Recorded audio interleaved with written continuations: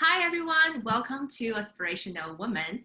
Aspirational Women features amazing female leaders. We share their career journeys, leadership lessons, and pivotal moments in their lives.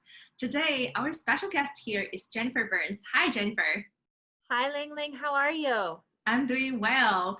Jennifer is a brand marketing leader whose career spans 20 years of agency and client side experience across many world renowned brands such as FedEx, E-Trade, Bayer, Motorola, and Discover.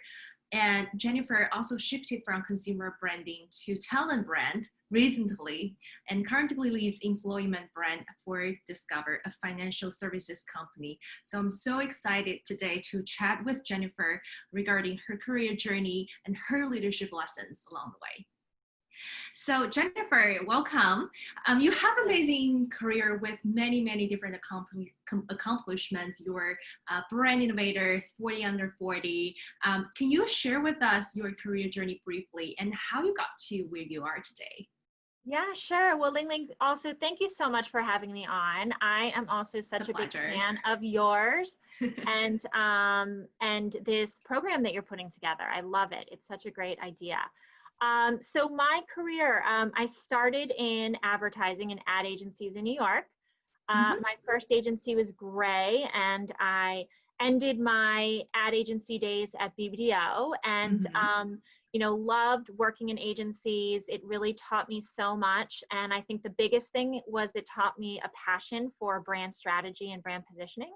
Mhm. And so after 10 years of being at the agencies, I actually moved and switched to client side Mhm. and have really been on the client side since. And I would say what has kept me inspired with every role is just I really have such a passion for our craft. I think marketing is just such an incredible Mhm. mix of data and the opportunity to actually be creative. I think every role in marketing has some creative bent to it. And Mhm. so I am just such a fan and I want to continue to become a better practitioner of it.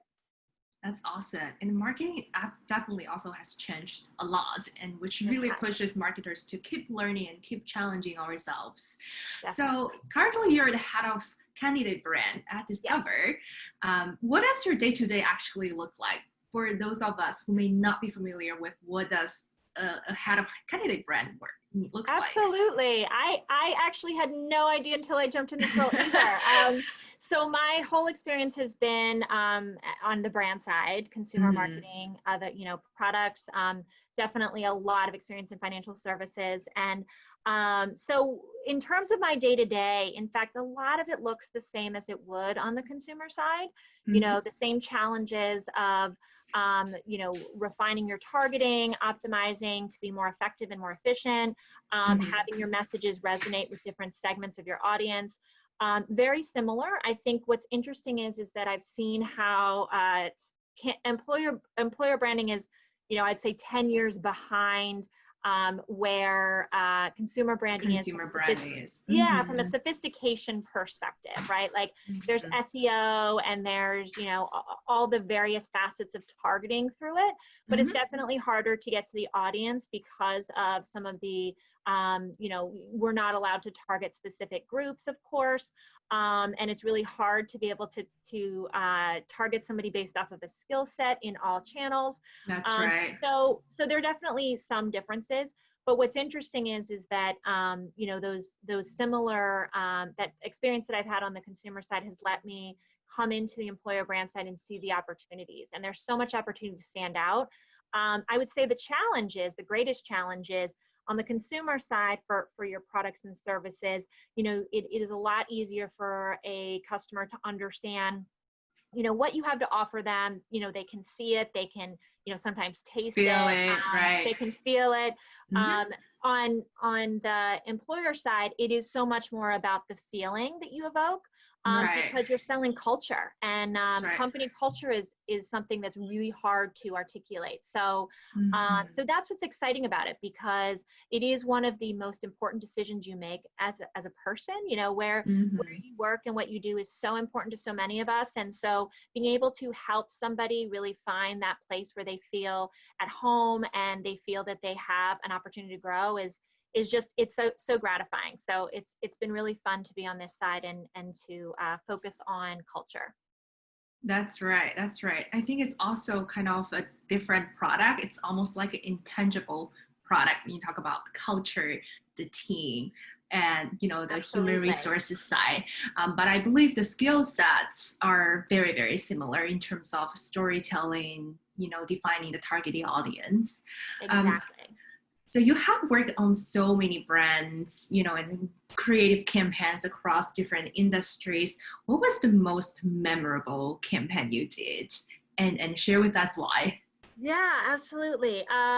So you're making me choose. It actually, it actually is probably not that hard of a decision for me because one really does stand out the most. And so when I was at TD Ameritrade, I had the opportunity to actually help the company with its first Olympic sponsorship and really Mm-hmm. develop that first campaign. And it was my first taste at connecting a company's brand mission to something greater in Mm-hmm. society. It wasn't just about the products and services that we were selling. As a company, TD Ameritrade was looking to get on a greater stage and talk past just the products and services that the company had, but also talk about some of the things that are really hard about money and how Mm-hmm. hard it is to work to achieve financial freedom. So Right. we leveraged that sponsorship to really be able to showcase that and talk about that in a different way. And, it was such an honor to be able to work with some incredible athletes. I have such a, I just admiration for athletes in general, but especially Olympic athletes.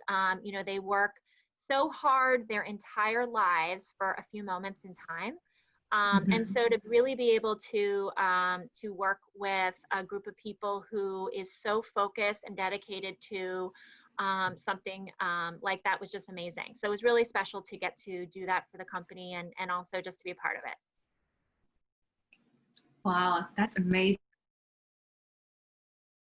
Related to such a world-renowned event, Olympics. Wow, it's really on the world stage. And I'm sure you feel really, really proud to feel like, oh, my baby is on like a world-class platform.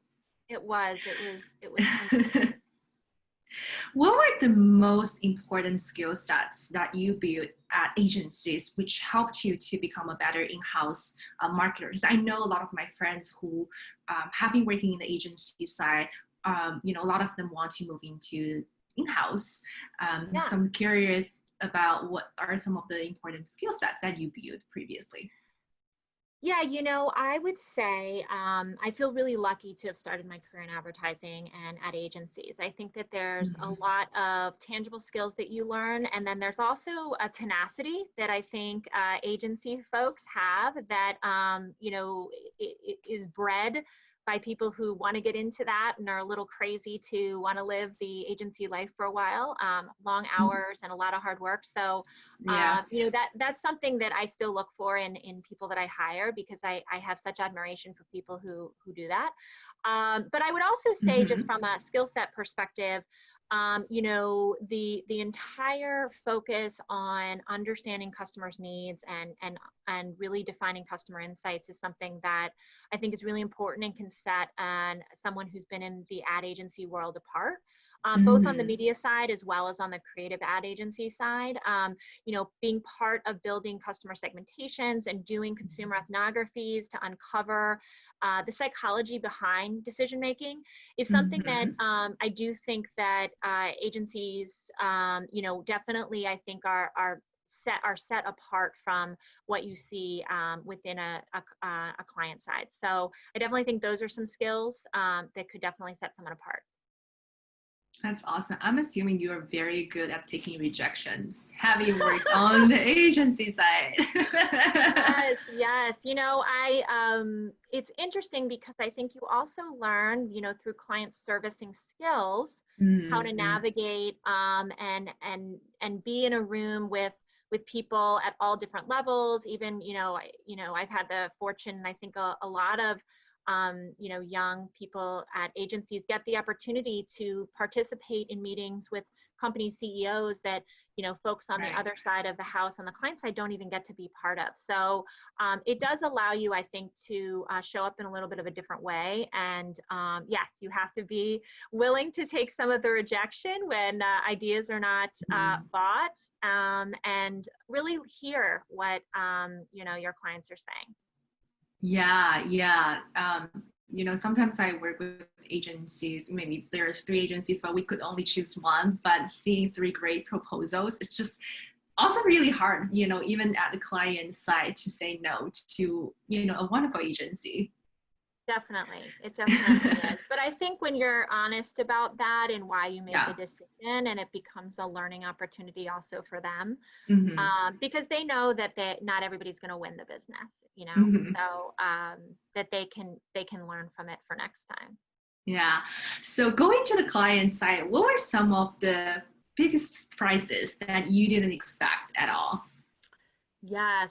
So I would say, when I was on the agency side, I always thought, what are my clients doing? I need an answer back from them. Where are Yeah. they? Why are they so slow? Why are they so slow? What are they doing? Yeah. What's been really interesting on the being on the client side, and what I've learned is more about organizational structure. I think most Mhm. agencies are structured in a relatively consistent way in terms of Mhm. kind of how the process works within the agency. They're pretty well-oiled machine when it comes to getting work out the door, or doing media buys. Where on the brand side, marketing organizational structures can vary very, very much. And Right. you could be in a similar role within two different organizations, and the decision makers involved and the type of work you're doing could vary very much, could be very Mhm. different. And so I've learned that organizations, really through their organizational structure, show how important marketing is seen within that organization. And when Mhm. the product experience or that consumer, that customer experience is part of the marketing organization and is managed through the CMO org, Mhm. that really shows that they're focused on marketing and they believe in the power of marketing, and it's connected to the actual end product that the customer is going to see.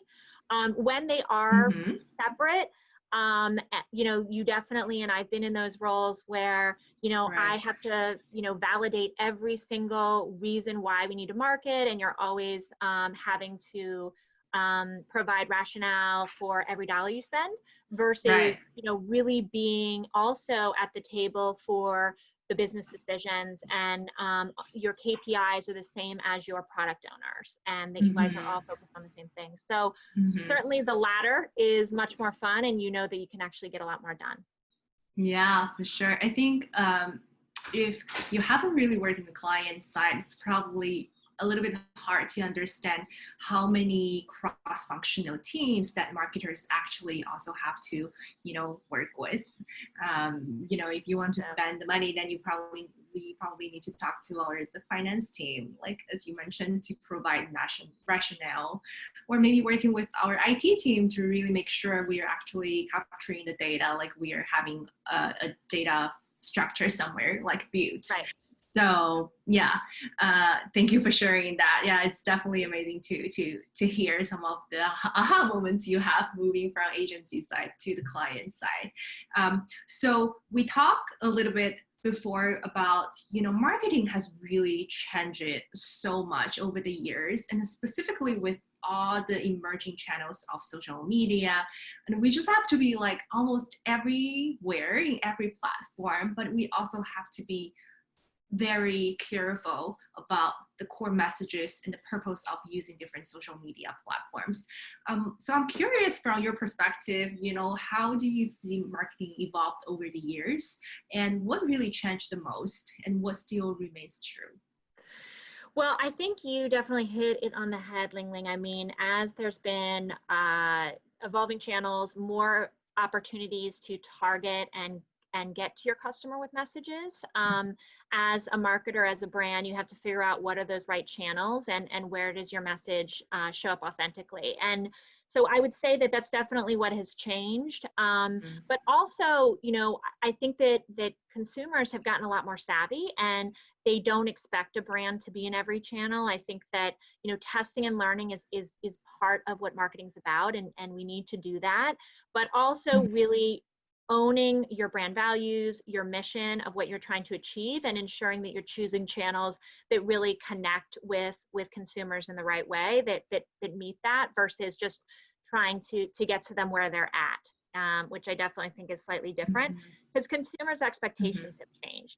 Anytime they are served up or there's a message from a company or a brand, they expect it to be relevant in their life. And if it's not relevant, that actually provides, it's a negative, for them. They don't feel that they have something in common with that brand. So, when a brand can truly position themselves where they're very clear about what they stand for, what they mean in that consumer's life, I think they'll make the right decisions on where to be, and then how to connect with consumers.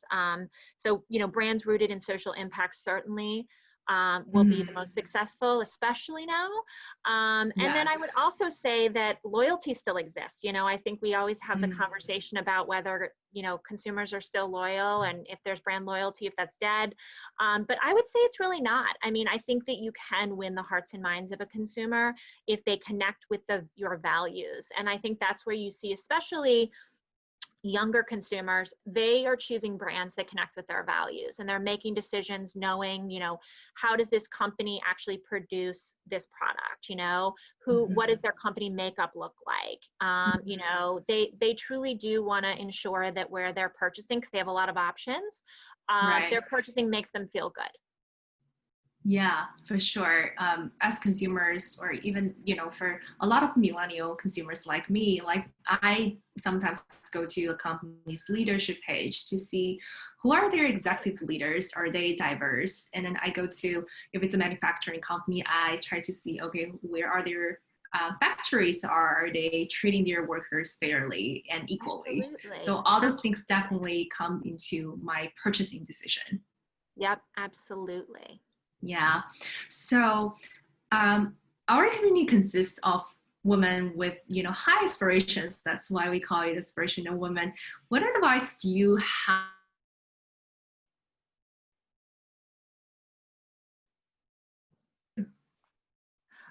You froze for a second, but I got you. Am I back? Okay.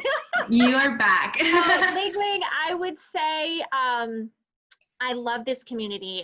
We're so lucky to be part of a community of women who are high achieving and have large aspirations, big goals for the future. So I would say, first of all, knowing where you want to go with your career, having a plan for that. And I would say that, the women who follow you definitely do. They know where they want to go.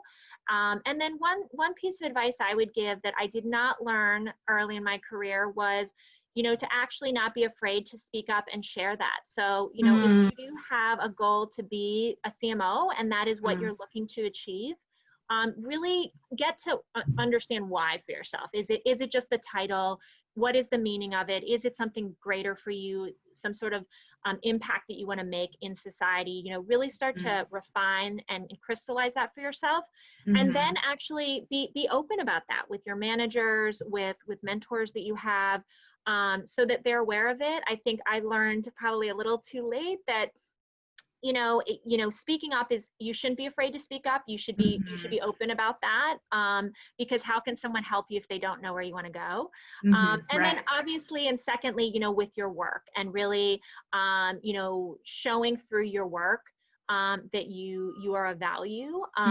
So, being a problem solver in a company so that you get opportunities to have new challenges and get new assignments certainly is where, you can really shine. If you're seen as a problem solver and can be thrown into different situations, and help the company through something, you definitely will set yourself up for new opportunities and new roles. Yeah, actually, that just leads to my the next question, because as marketers, we often need to present our vision for the brand, for the product, or for the campaign idea, which does involve a lot of stakeholder buying and communication. So do you have any tips in terms of how to have our voice heard and really make people see our visions? Yeah, I mean, I would say throughout your career, you always have stakeholders that you have to get, Manage. Mm-hmm. yeah, yes, manage, get approvals from. And I would say, I think the first thing that I've learned is build a business case as if you were presenting to your CEO. You know, what Mm-hmm. are the components of making that decision? Do you have your executional plan at a high level mapped out so that they understand what it's going to take? Do you have the Mm-hmm. financial plans? Like truly build a business case as if you were going to have to present it to the CEO on what it Mm-hmm. was going to take either to, you know, really deliver on that brand idea or be able to manage through that campaign. And then from there, you know, I would say first, obviously, take it to your boss and get their feedback, get their input. And if you don't know the other stakeholders that you need to get input from, whether it's someone in finance or a business partner on the product side, if it's a product change, Mm-hmm. you know, definitely involve those stakeholders in really building on the idea and building on the business case. Because when you have them involved, I've learned that they will be great advocates for you if you Mm-hmm. seek out their feedback and input and are open to that. And sometimes it helps your idea become greater. And for those that when, you know, if you run into a naysayer or someone who doesn't want to support, look at it as just an opportunity to as a challenge. You know, what will it Mm-hmm. take to win this person over with my idea? What is the barrier? Why did they say no, or why do they not believe in this? Mm-hmm. And have it help you shift it, because with each of those, taking it as critical feedback versus something, you know, kind of personally against you, or Mm-hmm. will definitely help you make it stronger. And hopefully it does open the doors where you do get to present to the CEO and Yeah. have that opportunity. That's awesome. Yeah, I remember my first manager told me that because she was helping me crafting a go-to-market strategy plan. It's a very small product at the time, but she always told me that present your product or go-to-market strategy ideas if you're launching the next Apple. Yeah, you Right. always have that mindset, and you feel like, wow, I'm launching the next Apple. Like, what are the things that I need to really take into consideration to make this super successful, instead of, oh, this is just a small product that's not really like worth a lot of attention. Absolutely. Yeah. Absolutely. I Um, totally agree. so I think currently it's a very, very challenging time, you know, with the pandemic, people staying at home. And I know you are also a mom. So how are you dealing with it? Dealing with your work, you have a team to manage, and you have, you know, your children to homeschool. Yes, yes. Well, fortunately, homeschooling just ended last week, so one more thing off my plate. No, I mean it has been a very challenging time for everyone globally. Mhm. There's been so much just that we've had to deal with the pandemic, and then more recently, you Mhm. know, in the U.S. with a lot of things going on here from a race perspective. Right. So I would say, you know, definitely it's been a challenge. I've Mhm. learned to manage my time like I've never have before. I thought I Yeah. was great at multitasking. It's very hard to homeschool at the same time as working. Mhm. But I would say, you know, the advice and how I tried to get through it was to really be honest with my team, be honest with my leadership about what was on my plate and what I had to manage, Mhm. to be much more crystallized about the most critical things and helping my team also prioritize the most critical things, and realizing that we weren't going to get everything done the Mhm. same way, that, you know, Mhm. our output was going to be different now because we had a lot more other competing personal priorities on our plates. So, you know, as a team, being communicative and trying to set an example for my team Mhm. of when I was available and when I wasn't, so that they really That's awesome. realized that, it was so easy to fall into the trap. And I know at first a lot of us did, where you were just working Right. constantly. You're back online after, giving your kids a bath and feeding them, and then getting back online to work and getting up early, and trying to set some boundaries so that my team felt they could set boundaries. And also with my leadership too, when there was a few things saying, you know what, we actually are going to do this in 2 weeks. We're not going to do it today. Right. Unless you say this needs to get done today, which means that this other thing won't get done. So that, just helping to establish some of those boundaries for us. So definitely, especially I think for a lot of the working parents, Right. it's been a crazy couple Very months. challenging. Yeah, yeah. But I'm glad that's one thing that you finished in terms of homeschooling. Yes. So yeah. Yeah. So how are your children enjoying their time right now? So they're good.